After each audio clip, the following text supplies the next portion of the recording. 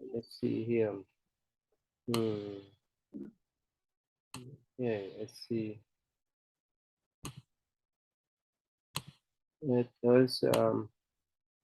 Okay, so this is a thing we discussed last time. We discussed about dana parameter, right? We discussed that we need to recognize us when we do things, especially what they call the profession of generosity, in the way that we give out the gift, the receiver, the giver, and the gift. If we don't attach to them, that's that's called perfection. But any thought of attachment uh, or ego of giving is not the perfect giving, right? How about William? When we talk about sila paramita, what do you think about that? How could we Uh, say perfection in morality? Morality, yeah. So, um, morality generally, we're thinking about how our actions affect other people, and so we're going to be avoiding actions that hurt other people and taking on actions that are either neutral for them or even better benefit them. So I mean, frequently this is around moderating our desires, but also moderating our anger as well, and not acting wantonly out of either of those, but developing mindfulness of the consequences of selfish actions, and working to like take actions with the whole in mind, with everyone in mind. So like some like the precepts, I think, are a kind of example of that sort of practice. So uh, like getting drunk, someone could say, okay, if I get drunk, I feel good, and maybe I feel bad the next day, but it doesn't hurt anyone. But then if we investigate it further, it's like, well, it could, because maybe 5 out of 6 times nothing bad happens, but 1 out of 6, maybe that person who gets drunk makes some mistake and causes some pain that can't really be undone easily. So the practice of morality, it's for other people, but we're tied in with other people, so it's for us as well, to protect us from suffering. But here we talk about the perfection of morality. Oh, the very Yeah, perfection. that. How can we perfect that? Well, wouldn't that be like seeing others as ourself, perhaps? Where if we take others' concerns as our own, then we wouldn't take any actions that would hurt them, just like we wouldn't take actions intentionally to hurt our own well-being. Yeah. So I think the sense in that the sixth page say, if our mind is pure, there's no need to keep the precept, right? But because our mind is so impure, that's why we need to keep precept to restrain ourselves from harming ourselves and others. Yeah. Cô Thông Nguyễn, what do you think? How could we perfect this type of morality virtue? Yes, I think that in my opinion, when someone in meditation and in the right concentration and effort, that is the sila paramita.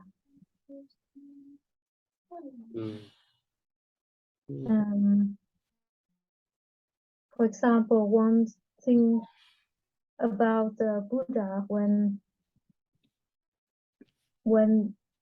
some other people make us angry or harm us. Okay.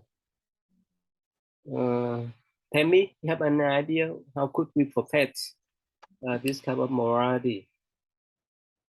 You have any idea? I would think by taking right view, having the right view and right action, practicing those.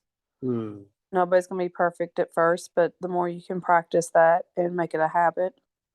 Oh, okay. Well, it's in the sense that no matter what we say, right? No matter what type of parameter we discuss, when we talk about parameter, this means perfection. Perfection means we need to let go of the ego. We need to let go of the attachment to the ego. We need to let go of attachment to whichever thing we do, whether we are a giver, whether we are a practitioner, uh, and so forth.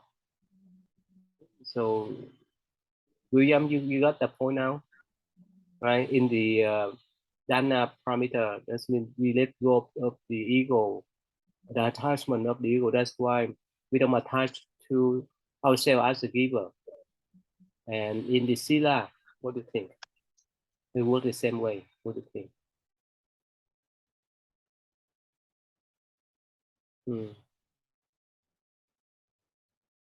Sorry, can you hear you? So non-moral actions, yeah, they would be anchored in self-interest. They'd be anchored in that self-view, self-delusion, belief in that. So if we unhook that, then there's no more motivation for wrong action. So then the natural expression would be moral.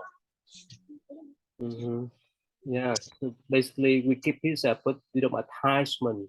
We don't attach to, oh, I'm one that keep peace, one that for morality. I'm proud of that and so forth. So that's the whole idea. And it go with the especially the patient too. The patient parameter is work the same way. Sometimes we say, oh, don't go beyond my patient. That's right. Yeah, don't go beyond the red light. Makes sense, right?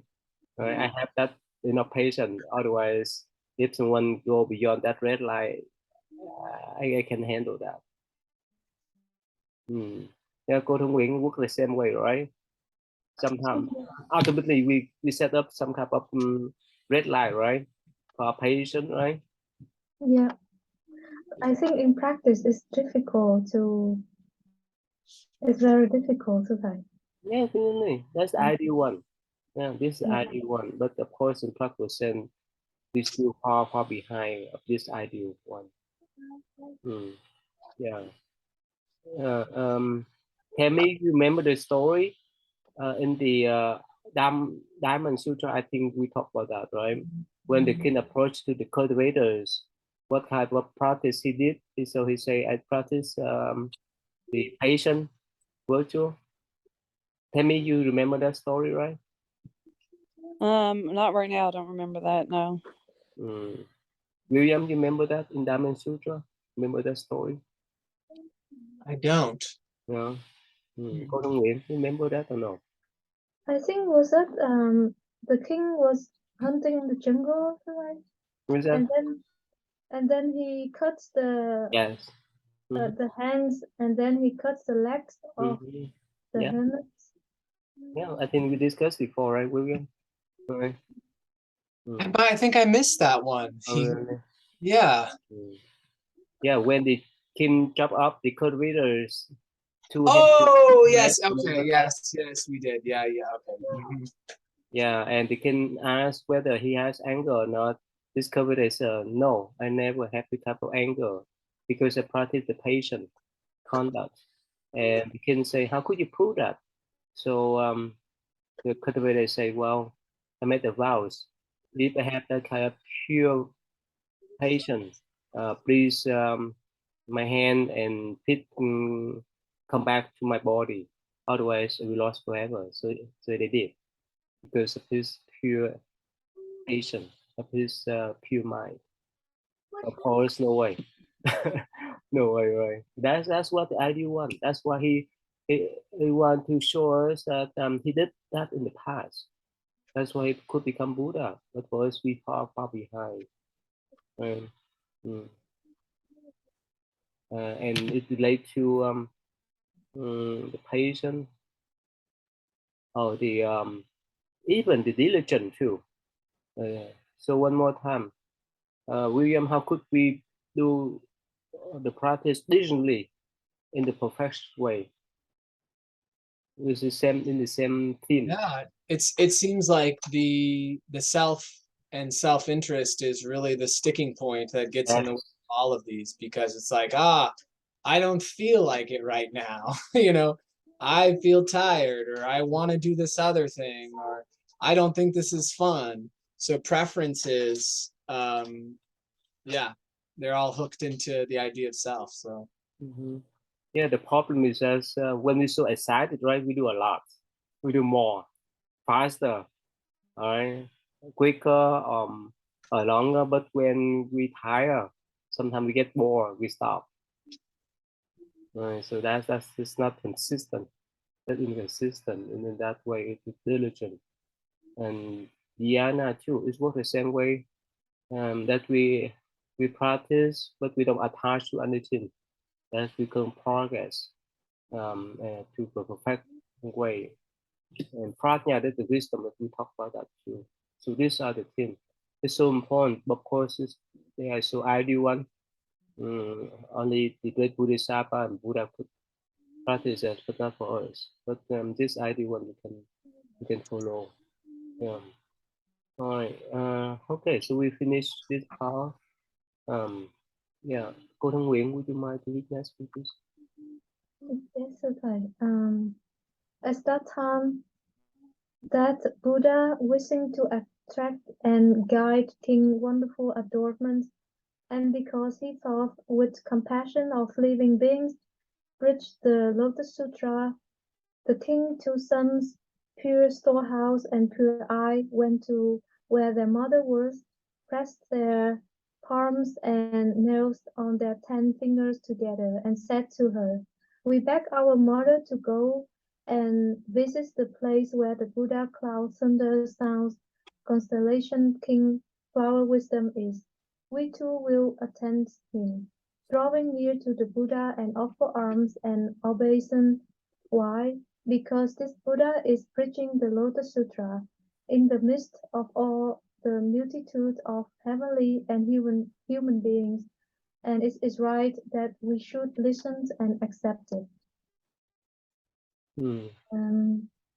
Yes, thưa thầy, I understand the two sons, Pure Storehouse and Pure Eye. These two sons, they want to ask permission of their mother that they could go to the place where the Buddha Cloud Thunder Sounds Constellation King Flower Wisdom is, to offer alms and obeisance this Buddha, because this Buddha is preaching the Lotus Sutra of all the multitudes of heavenly and human beings, and that's why they want to go there and listen and accept the teaching of him. Yeah. Tammy, can you read, please? The mother announced to her sons, "Your father puts his faith in non-Buddhist doctrines and is deeply attached to the Brahmanical law. You should go to your father, tell him about this, and persuade him to go with you."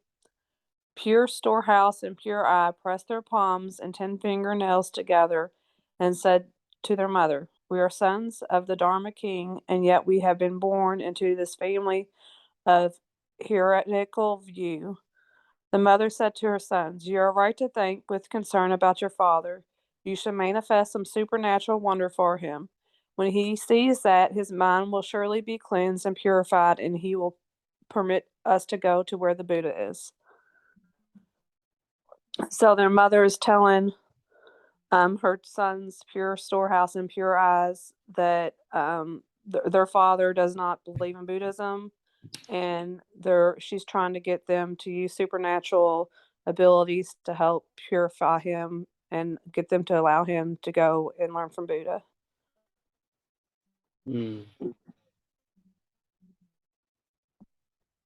Yeah, so their mother encouraged them to use some supernatural power, right, to convert him. So what do you think, Tammy? If you have some supernatural power, would you use that? I don't think so. Not to convert somebody, anyways. And this is funny because my son, he's mentioned. He told me I need to get my daughter baptized.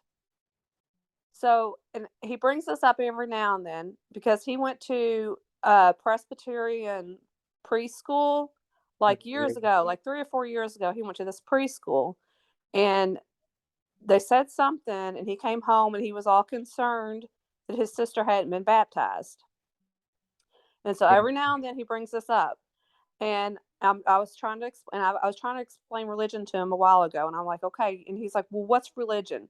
I'm like, well, some people believe in God, and some people believe in Buddha. Some people listen to what Jesus said. Some people listen to what Buddha said. So there's just, and trying to just explain what religion was to him.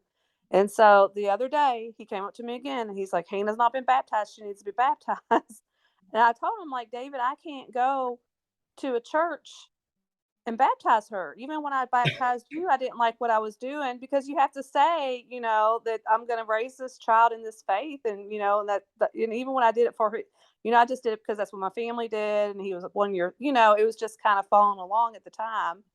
And he was almost 1, and usually you do one as this baby. And if he went to the Catholic schools, then he would, just kind of, and I didn't like it when I did it for him. And so I was trying to explain to him, and it's okay if you're not baptized, like, because my niece came home. Sure, her baby infant brother was getting ready to get baptized, and she came home from kindergarten telling her mom, actually I think it was preschool, telling her mom, oh, well, now he can be in God's family. So somebody one of her teacher had told her, now that her brother was getting baptized, that he would be accepted into God's family. And I just can't believe that these people are saying stuff like I don't remember anybody. We had Catholics and non-Catholics when I went to Catholic school, and I don't remember ever looking at a kid that wasn't Catholic any different, or anybody saying anything like that. So I was just shocked that they're still saying these types of things. It sounds like something from that maybe my parents or grandparents' generation would have grown up with.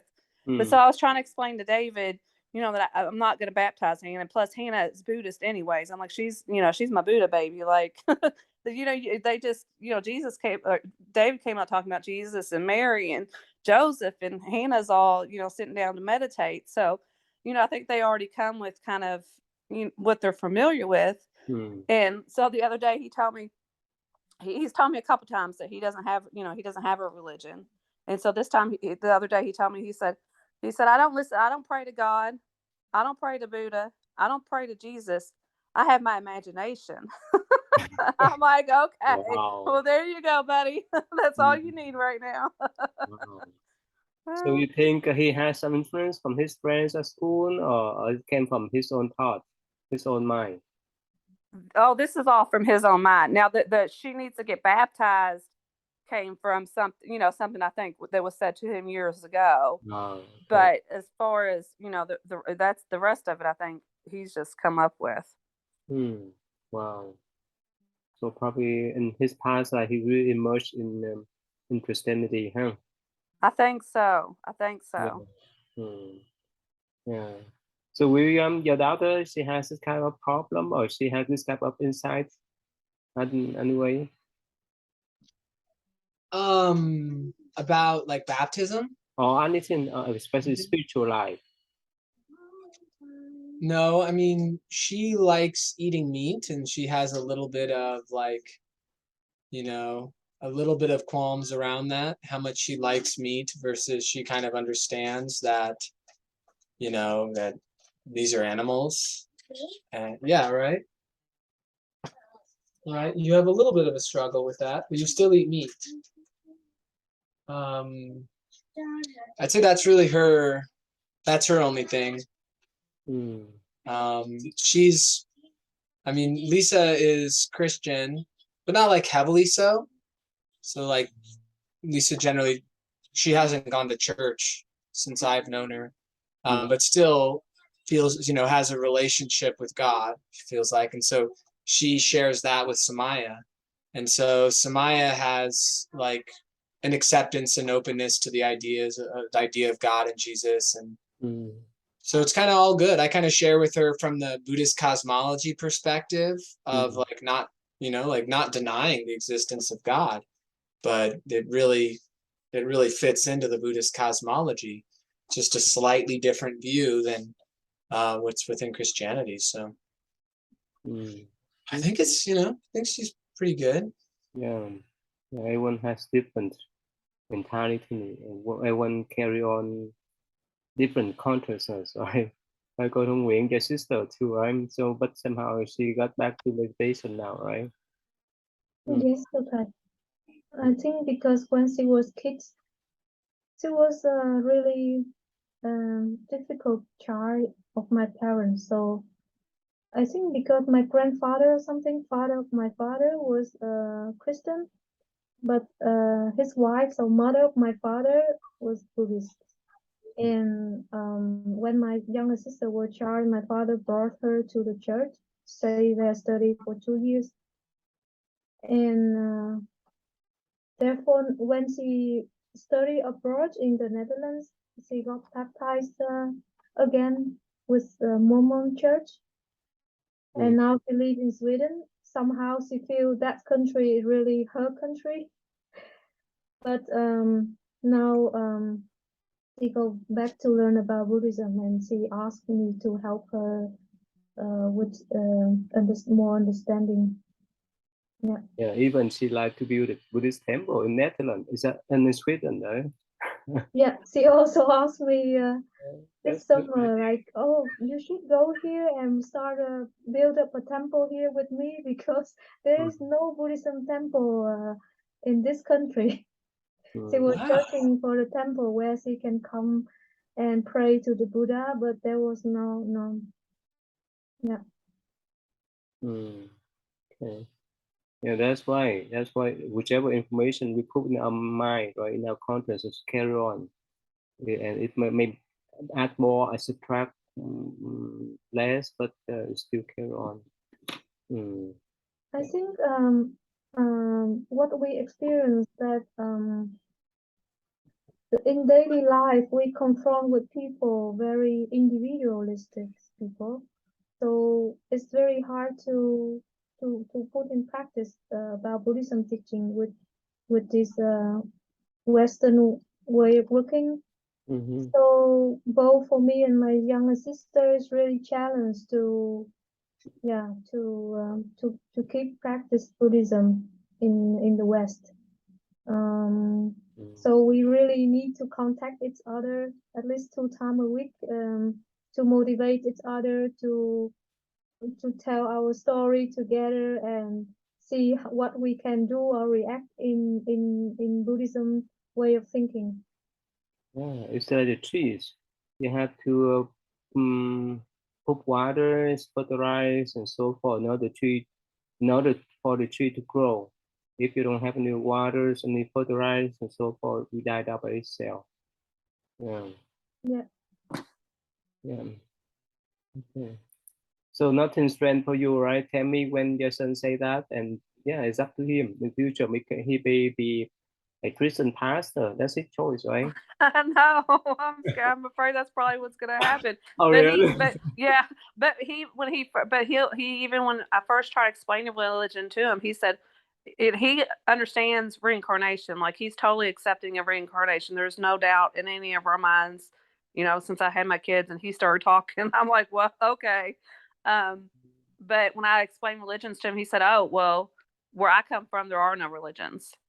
Like so straight up. So it was like kind of like a new kind of concept to him, I think, trying to just tell him like these are different like spiritual leaders that different people follow, and they all kind of say the same thing. He's like, no, they don't. And so he'll argue with me and everything. And I'm like, okay. So, and I'm like, some people don't have a religion. That's fine too. Everybody gets to decide. And when we had this last conversation, I was telling him I can't baptize Hannah. I said everybody gets to decide, and when everybody's older, they can decide what they want to, what religion they want to follow, or no religion at all. And I looked at Hannah. I said, Hannah, you want to get baptized? She said no. I was like, okay, let's move on. Yeah, but again, yeah, he has yeah, you have more time with him until he 18 and above, right? Daddy, I found the Huggy Wuggy song. Right.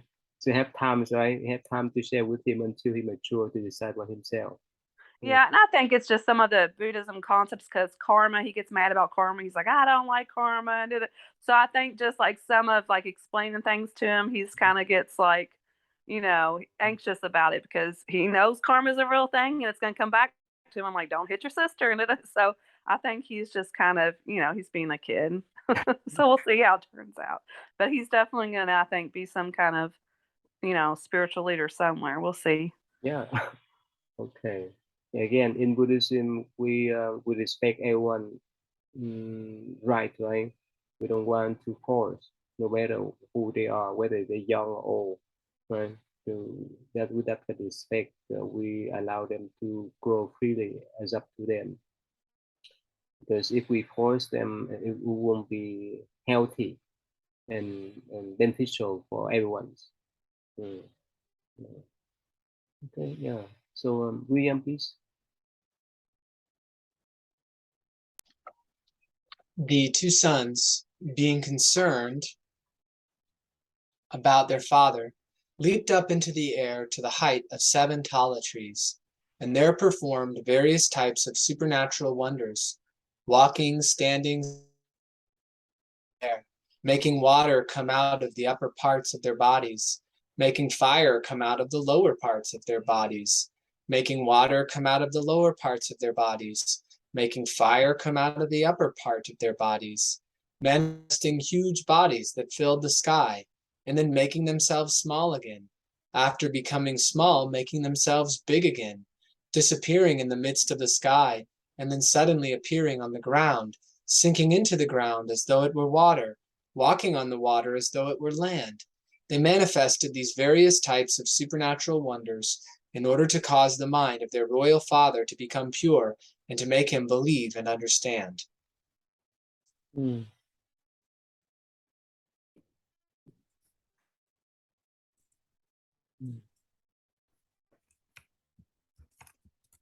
Hard to not have some level of like, did that really happen? But there's all sort of supernatural powers that we see in Buddhism.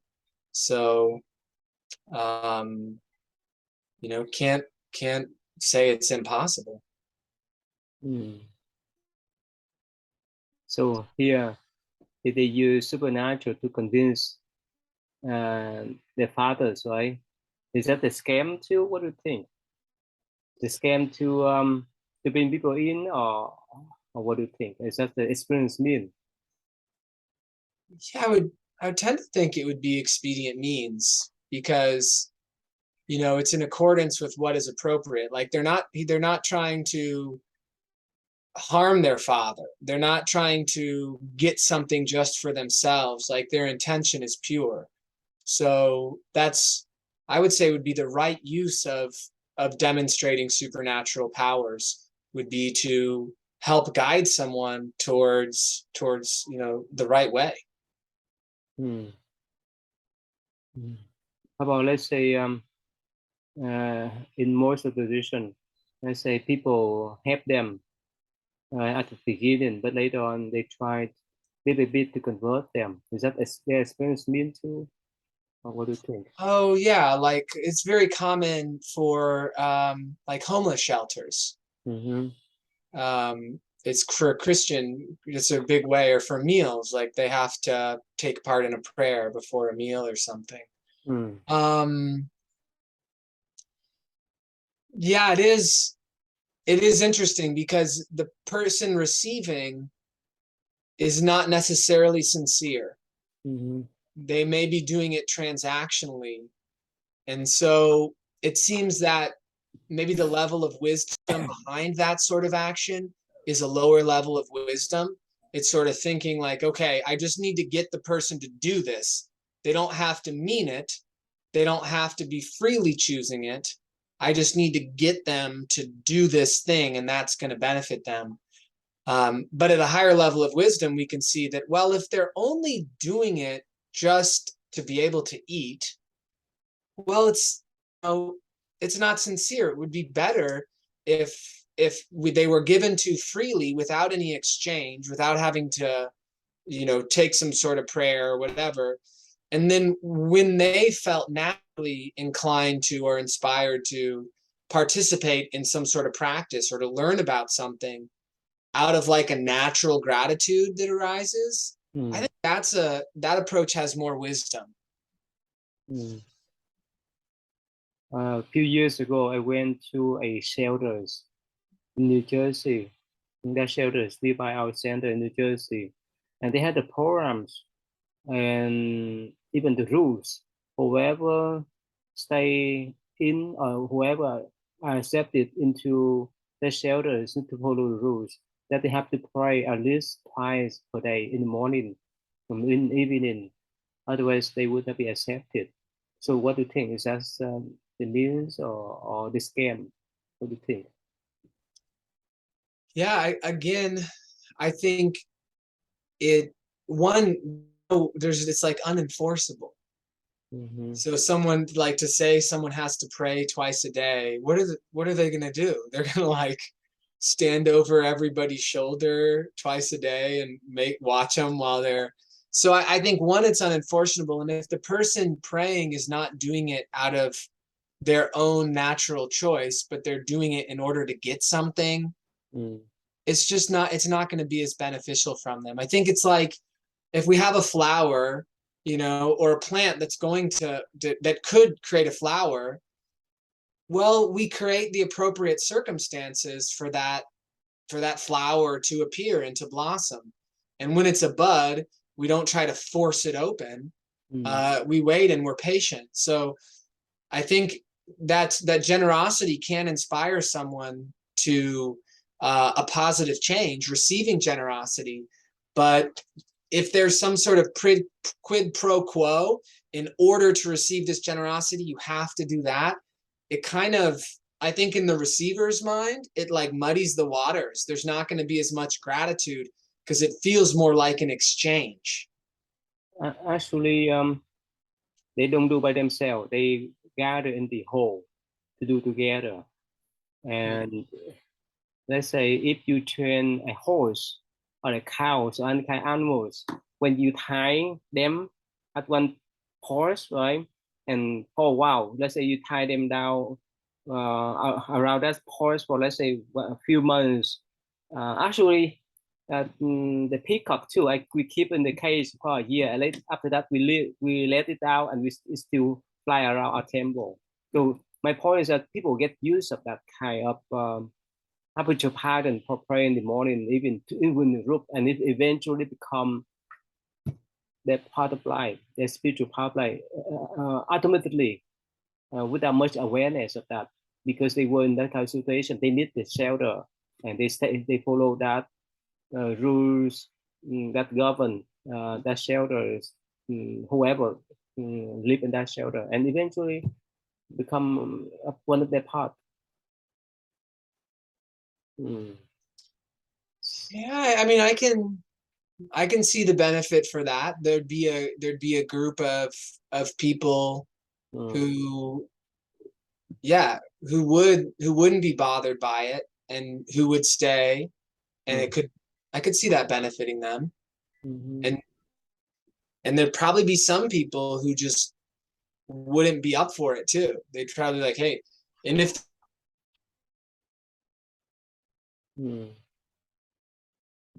difficult to help, maybe they're going to be harder to help. So it could be a way to allocate resources to people who are more kind of cooperative and more understanding and willing to change.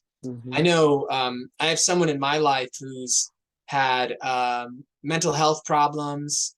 Her mother died at a young age, and a lot of conflict, like even before she died, with her parents' relationship. And she got into opioids and other drugs. And for her, like any sort of external limitation imposed upon her, she's out. She wants to like do whatever's most free, like even if it's not really free. It's like her life is rough, is difficult, is kind of terrible. But if anyone else like is telling her what to do in the smallest way in order for her to get something from them, she won't. She'll peace out. She'll burn them. It's really difficult to help. Yeah. So tell me, what do you think? If we have ability, can we do that as a Buddhist? Can we use that type of techniques to take people in so that they can get use of do meditation or doing the prayer or chanting? Can we do that? What do you think, tell me? So I think what it depends on the conditions. So the conditions have to be right. So if the conditions for that particular person aren't right, then it's not going to matter. And kind of like what William was just saying, I didn't realize, I'm glad you're all talking about this. I didn't realize that homeless shelters did that. And my mom, and I don't think they're doing it with bad intention, but my mom, she worked for the church, and that's kind of why I got my first child baptized at the age of 1, because what she does is any kid that wasn't baptized Catholic, but they go to Catholic school, it was her job to pull them in and to get them baptized and give them communion, make their first communion, and make sure they make all their sacraments and get caught up with their sacraments so that they could fully participate in the school functions. And so her intentions weren't bad.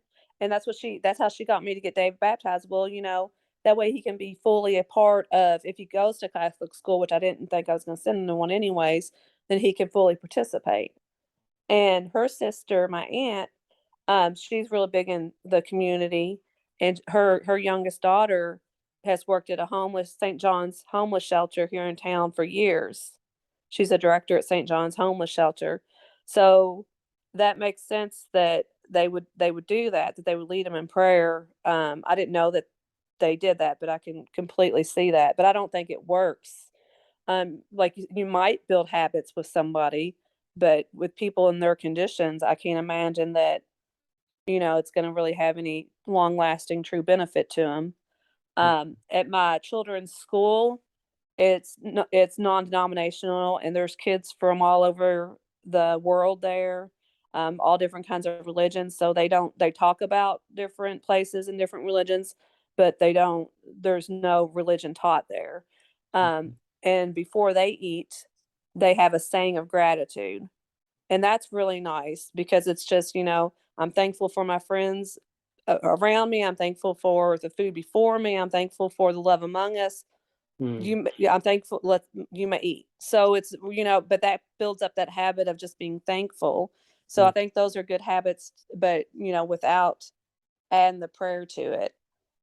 So yeah, building up the habits. But if the conditions are right and they're not open, then you can't pull them into any kind of faith. That's not going to work, because as soon as that faith they walk away from it, it's all going to be lost. And that's what triggered in David the whole baptism thing again, because and it was so weird because this was just a few weeks ago. It wasn't school, but what it was is my sister was getting ready to have her baby baptized because she has like a month-year-old baby, and I didn't take him to the baptism. I didn't tell him about it because I didn't even want to go through all this. I knew it was going to be all kinds of a huge ordeal, so I didn't even mention it. And then he brought it up like a couple days after the baptism. I thought maybe somebody said to him, and later on he said, "Oh, I was at the park, and it looked like they were having a baptism at the park." And they were not having a baptism at the park, so something in him, just seeing the water at the park reminded him, brought up baptism in his mind. Yeah, here we live in the cold weather. It's different from California, Houston, or the place where they have warm weather. So the demand for send the shelter for safety concern, for healthy concern too. So some people, they may not concern much about religion. They just want to abide those type of rules so that they can go by of the day to stay in the shelter, to be safe, to be healthy. And so they just accept naturally then. Yeah, I had no idea that they did that. I'll have to, next time I see my cousin, I'm gonna ask her about that. Okay. Yeah, but people in California, in Houston here, they live everywhere. They have the problem with homelessness, right? Yeah. thầy giáo pháp, you hear our conversation, right? Thầy giáo pháp, right? So my question is, the Christian people, they use a shelter as a means to convert people. So as a Buddhist, let's say if we have a ability to set up some kind of shelter for them, can we follow their scam? Can we follow their approach? That's my question. Well, we can use the shelter for the purpose to help them. But well, when we do help, we don't go by the condition. If you receive my help, you have to do this and do that. No, we don't do that. We just help them whatever they need, and we fulfill the need that they need. And later on, if they interested in Buddhism, they can find out in Buddhism. Of course, we can pass out the brochure, and if they interested in brochure, they can use that. We don't follow just like the other religion do it. Yes, so I hope the homeless that we did every month, we can also print out the brochure and give to them. If they like it, they can read. They don't like it, they throw away. That's okay. Cô Thông Nguyễn, what do you think? If you have ability to set up a shelter, you think we can do our own way, or we can apply or utilize American Western way of life, Christian way of life in that way? What do you think? That's okay. I think we just learned about Dana Paramita. So I think it is unconditional compassion and love to other beings. And wherever it is religions or any way of thinking, it's not a paramita way of doing. So I think I would not do something like that. I just help people, and wherever they find okay, Buddhism is interesting, it might help them further in their life, then yeah, then I am willing to help, but not in the way that people are in need and they have to, or because they need something, they have to do something in return. Yeah. How about the 10 days meditation, vipassana meditation? I read some American people who complain that somehow when they pronounce some kind of IP set, is that right? Is that volunteer one for them to take, right? Yeah, the 5 precepts. 5 precepts. Yeah. In the first days, everyone need to take these 5 precepts. But what happens if they don't want to? Then they do not need to repeat the recording from Gunka. But they still can practice in the retreat. They still remain in the retreat. Yeah, they are able to stay, and it depends if they want to take the precept or not. But it's also explained that the sila is there to help the practice of their own to be more stable. So if they accept it, they repeat after Gunka chanting, and if not, then yeah, they can keep silent, but they are able to stay there. However, in practice, also for some centra, they ask money from people, which also not the way how it should be. For some centra, they after 10 days, they really put the amount of money on the table, like there, and then it makes people feel bad if they don't have that amount of money. But actually, the original way is people can give wherever in their ability to give dana. Okay. The spirit top, right? The spirit top. to maintain the pure way of pure living, right? Yeah, yeah.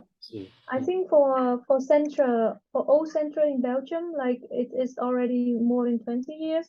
So they have a lot of budget or sponsor. But new center like in the Netherlands and other small centers, when they put it that amount of money on the table, people feel very uncomfortable. Yeah. But without the money, how could they pay for food, right? They pay for the utilities and so forth, right? Not talking about the rent, right? Yeah. In the Netherlands, they did not have its center.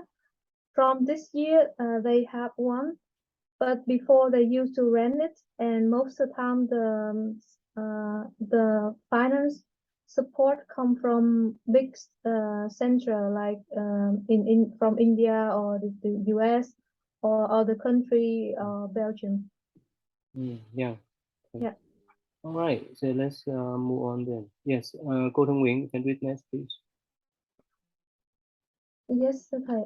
At that time, when the father saw his sons displaying supernatural powers of this kind, his mind was filled with great delight, and he had never known before, and he pressed his palms together, faced his son, and said, "Who is your teacher? Whose discipline are you?"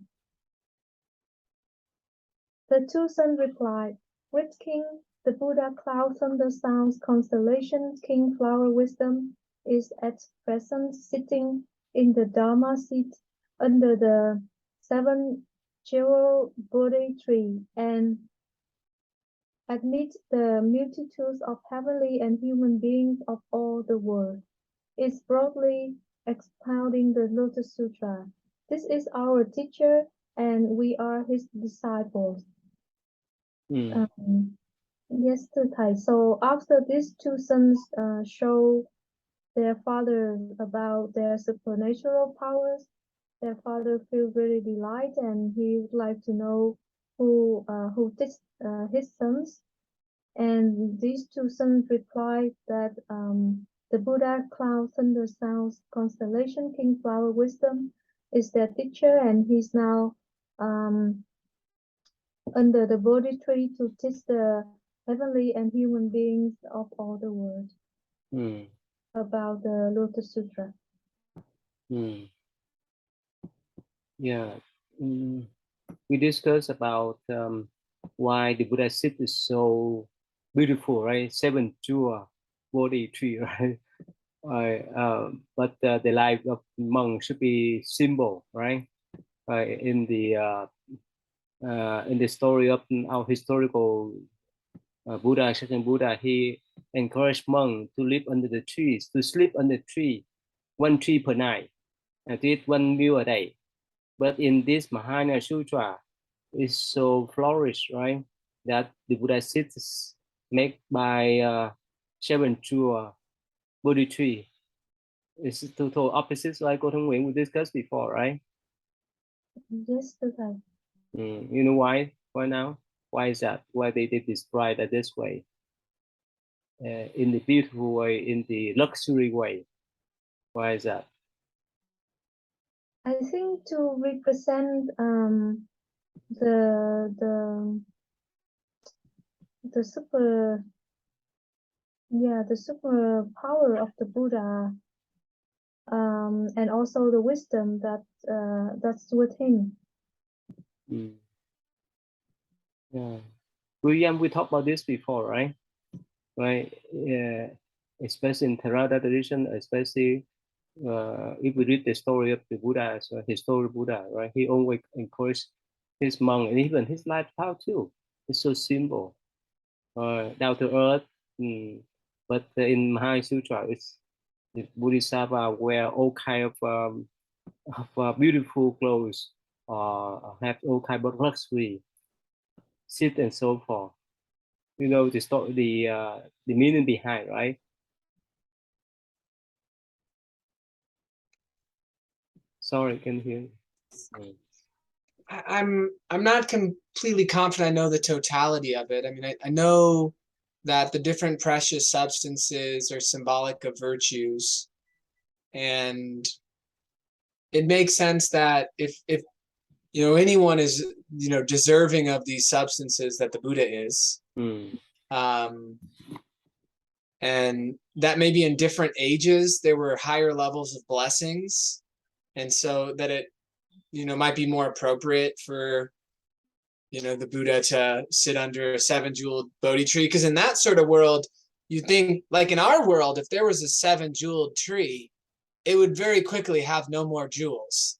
Like the people living nearby would come and take the jewels. But in another world where it was much more abundant, it could maybe seem very, very normal for that to be around the Buddha, where people had more respect or reverence. So I think maybe it's like an expression of like blessings that they have, but there's no attachment to those blessings. They're willing to use them to benefit others. Yeah, Tammy, have we discussed this theme before? You know, right, Tammy? Yeah, I'm sure we have, but I don't remember the representation of it. Yeah, thầy giáo pháp.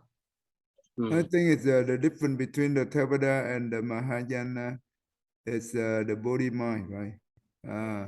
In the Theravada, the ultimate goal for them to practice it to get out of the samsara. So one day be able to get out of samsara and they enter into the nirvana. That is their ultimate goal. So that means there's no blessing for them. They only practice wisdom, but they do not practice marriage, just like the bodhisattva, because the bodhisattva practice wisdom and marriage at the same time. So that means the body mind is very important.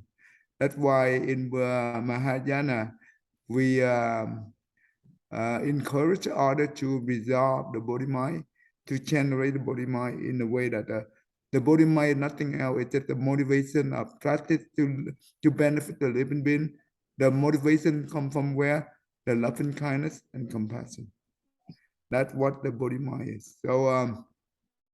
So therefore, if they practice generate the body mind, they will automatically fulfill all the 6 parameters.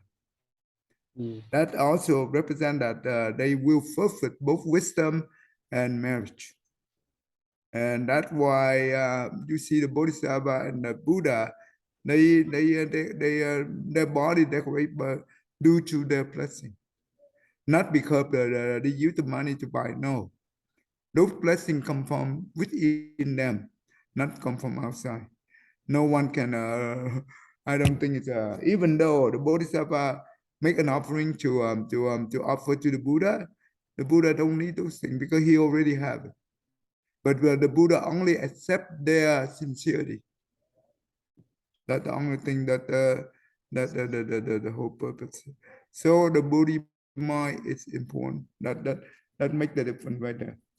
And if you come from, you remember that we learn about it's holy one, right? Or it's enlightened one. They process the 7 tracer, right? The first one is Dana, I think. The second one is the uphold the precepts.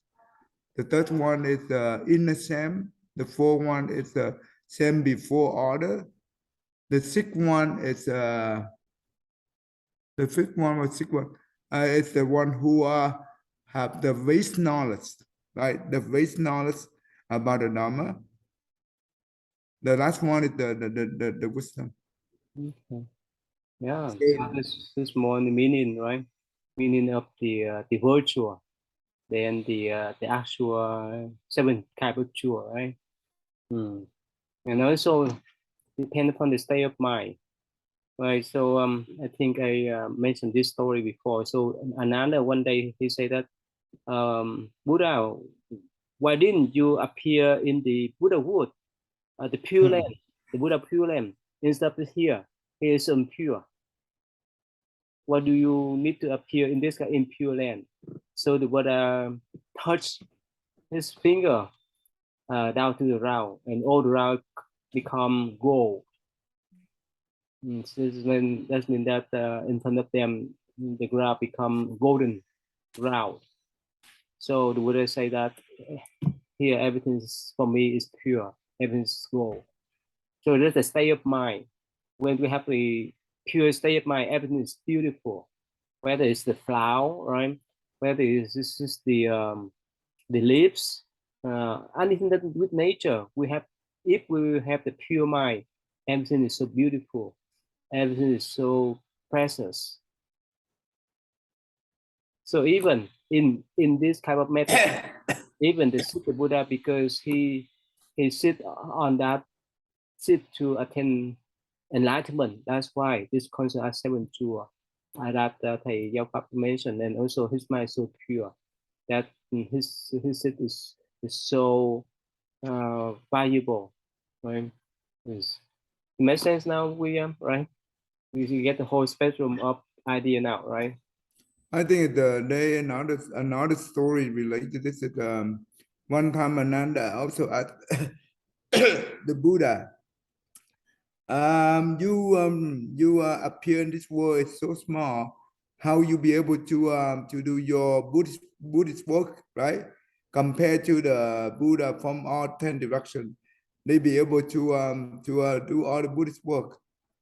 And the Buddha said, well, okay, you holding my hand, and instantly he let the Ananda to see throughout 10 directions in all the world that his body, they call the transformation body, is already appear in all 10 direction world system, and at the same time do all the Buddhist work, just like that means become a Buddha and help the living being. It's so many. So that's why the Buddha also used that kind of spiritual power for Ananda to understand. Actually, Ananda doesn't mean that he did not know, but he only represent us to ask this question so we be able to understand it. Yeah. So again, when we have a pure mind, everything will be pure, everything will be valuable. Right? Everything we see is to be our treasure, right? But if we have impure mind, everything look ugly, everything create suffering for us. Yeah. Tammy, you follow now, right? Yes, that makes sense. Okay, so I think let us stop here today then. Yeah. So William, you have any input about this, about the pure mind, the metaphor, and so forth? What do you think? No input. It makes sense. Yeah, makes sense. Oh, I did have one thought. Yeah, in the Vajrayana. So Patrul Rinpoche, in the book, the Words of My Perfect Teacher, they introduced one of the Vajrayana techniques for listening to the Dharma. And in that, they imagine that wherever they are listening to the Dharma, that they're actually in, like, I think it's one of 4 different ideal locations. So like the land of Amitabha Buddha, or there's I think it's the palace in the Triastreamsha heaven, as a way to like show honor to the Dharma. And it's also symbolic in the sense of like, well, wherever we are listening to the Dharma, that's like one of these like amazing places because the Dharma is present. So that was the only thing that's on my mind. Yeah, that's why they create the mandala, right? They have Pure Land Amitabha Mandala, Pure Land of Medicine Master Buddha, and so forth. So when the monk created that mandala, they visualize themselves in that kind of scenes, right? That beautiful scenes, that pure scene there, right? That's just one of the techniques to purify our mind instead of thinking all kind of impure one. Right. Cô Thông Nguyễn, right? You recognize now, right? Yeah. Okay, so let's just end today then. Next week, one more time, I will do the wedding ceremony for couples. So I may skip for one more week. And yeah, okay. So somehow this year we have a lot. Okay. Yeah. And the end of this year, I will do one in Houston. Yeah. Okay, cô Thương Nguyện, please. Yeah. Namo Sakyamuni Buddha, Namo Sakyamuni Buddha, Namo Sakyamuni Buddha. Thank you. Thank So you. tell me, next week you can come on Saturday. Yeah, if you want to attend. Have you attended the Witness Ceremony at our center yet, Tammy? No, I told him congratulations. I saw the guy